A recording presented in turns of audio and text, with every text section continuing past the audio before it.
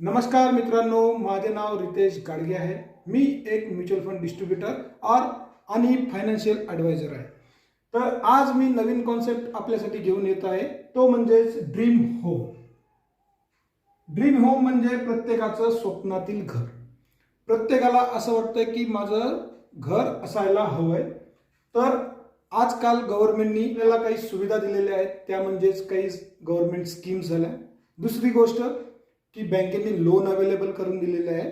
तरी सुद्धा आपण काय केले पाहिजे यावरती मी आज चर्चा करणार आहे। तर असे मानून चालूया की 50 लाखाचे एक घर आहे।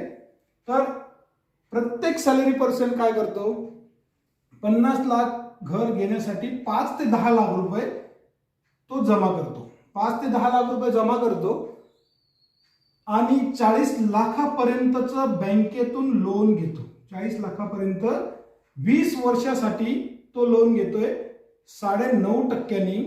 तर त्याचा EMI बनतो 37,500 रुपये। 37,500 रुपये हा EMI 20 वर्ष भरल्यानंतर त्याचं टोटल इंटरेस्ट पे होतंय 49,48,000 रुपये।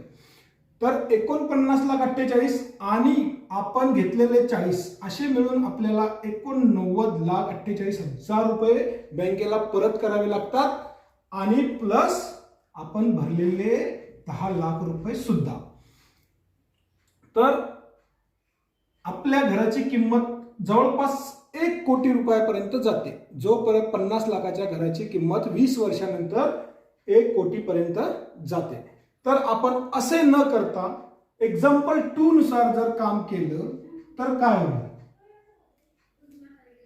जे 10 लाख रुपये तुमच्याकडे अवेलेबल आहेत त्याला जर तुम्ही म्युच्युअल फंड मध्ये 5 वर्षासाठी इन्व्हेस्ट केले असतास तर 12% इंटरेस्ट जर मिळाला तर 17,62,000 रुपये तुमचे बनतात।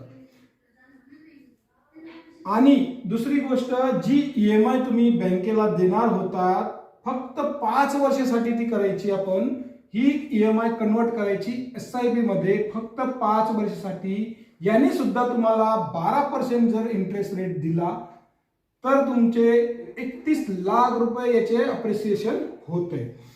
तर बघा मित्रांनो, 6 लाखाचे 17,62,000 आणि तुमच्या 37,000 EMI 5 वर्ष जर तुम्ही भरली असतास त्याचे तुमचे 31 लाख, तर दोन्ही मिळून तुमचे पैसे बनले 48,62,000 रुपये। तर बघा, आता तुम्ही म्हणाल की हे घर तर वाढलं असेल, 5 वर्षानंतर त्याची प्राइस वाढेल, तर मी वाढीव दर जो इन्फ्लेशन रेट आपल्या भारतामध्ये प्रॉपर्टीचा आहे तो आहे 6%। 5 ते 6% आहे सिटीनुसार आणि लोकॅलिटीनुसार 1-2% प्लस मायनस होऊ शकतो। तर बघा, 50 लाखाचं घर 6% 5 वर्षानंतर ते बनेल, 5 वर्षांनी ते बनेल 66,91,000। तर आता यामध्ये फरक बघा की आपण 20 लाखाचं 40 लाखाचं लोन 20 वर्ष पे करणार होतो, त्या ठिकाणी 48 समथिंग 50 लाख 48,62,000 समथिंग म्हणजे अप्रॉक्स आपल्याकडे 50 लाख रुपये जमा झाले। तर इथे आपल्याला 66 लाख रुपयाचं घर जे झाले, 67 लाख रुपयाचं घर, तर त्याच्यामध्ये आपल्याकडे 17-18 लाख रुपये कमी पडत आहेत। तर त्या टायमाला तुम्ही हे जे 10 लाख जसे जमा केले होते तर तसे काही पैसे तुमच्याकडे सुद्धा जमा होऊ शकतात। नसेल तर फक्त तुम्हाला 10 ते 15 लाख लोन काढण्याची गरज भासेल, हे जर उदाहरण आपण केलं। किंवा वर्ष जरी तुम्ही थांबलात त्याच्यामध्ये सुद्धा तुम्हाला अप्रिसिएशन काही पर्सेंट पर्यंत जाऊ शकतं आणि तुमचं घर फ्री मध्ये होऊ शकतं विदाऊट लोन। तर हा कन्सेप्ट कसा आवडला असेल तर लाईक करा, सबस्क्राईब करा आणि आपल्या मित्रपरिवारांना शेअर करा।